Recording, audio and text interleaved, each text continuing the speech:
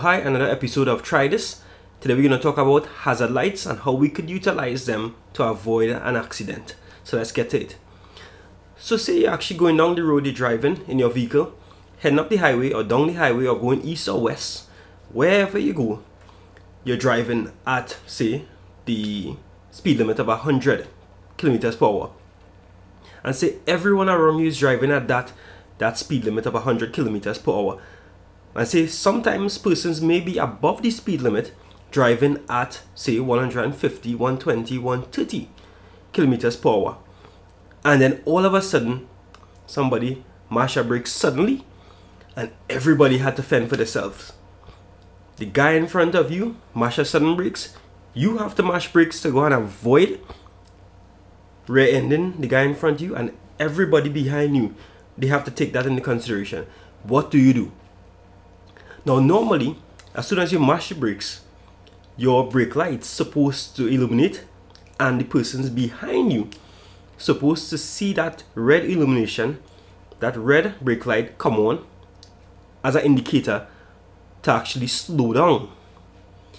But the thing about it, what a lot of persons don't realize is being on the road regularly, every day, 3 times a day, 10 times a week, the more regularly you are on the road experiencing that red illumination of the brake light coming on and off, you get accustomed to it. And you get accustomed to it so that it becomes less and less a true indicator or an effective indicator of a vehicle in front of you slowing down, and you actually have to slow down also. And many persons could attest to the fact that probably many times you actually use your brake lights, you mash your brakes light come on, and the persons at the back of you still run into your vehicle.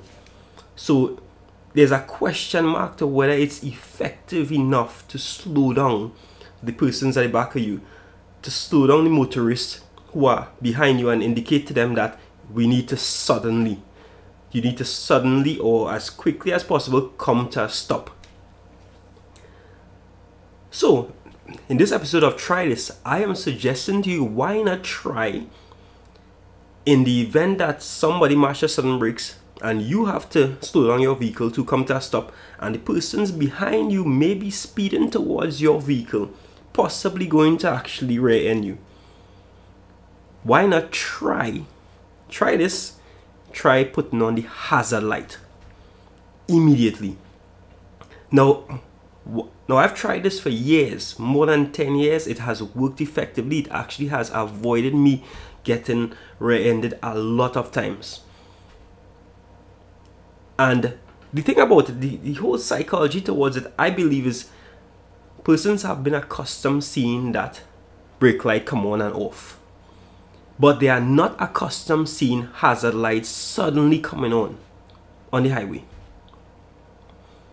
And what I've realized, the instant they see that hazard light, that yellow amber, that amber light flashing on and off quickly, they immediately get serious and they immediately attempt to slow down their vehicle or even stop their vehicle at a rate, much quicker than if they just saw the brake lights. So it's 2 things working for you.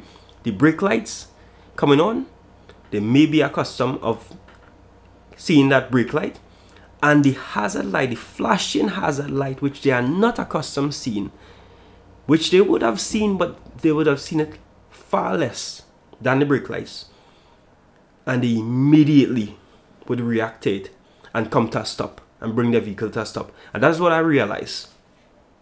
So try that. Tell me what happens.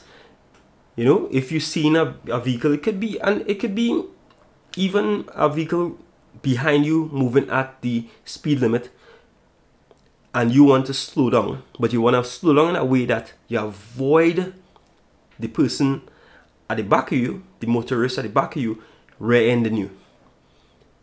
So you could try it there. You don't have to wait until a serious scenario where somebody is speeding behind you, but just try utilizing your hazard light when there is an incoming vehicle trailing you at a very high speed and you want to actually quickly indicate to them you need to slow down.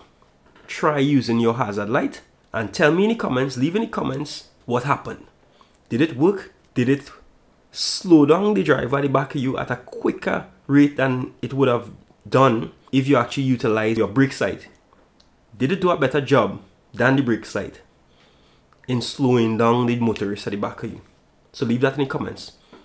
Anyway, I hope this was beneficial to you. I hope the advice in this episode will prove to actually be very beneficial to you on the road, especially those of you all that have a history of getting rear-ended by other motorists. And come back, leave comments, let me know if it worked. I'll see you all on the next one.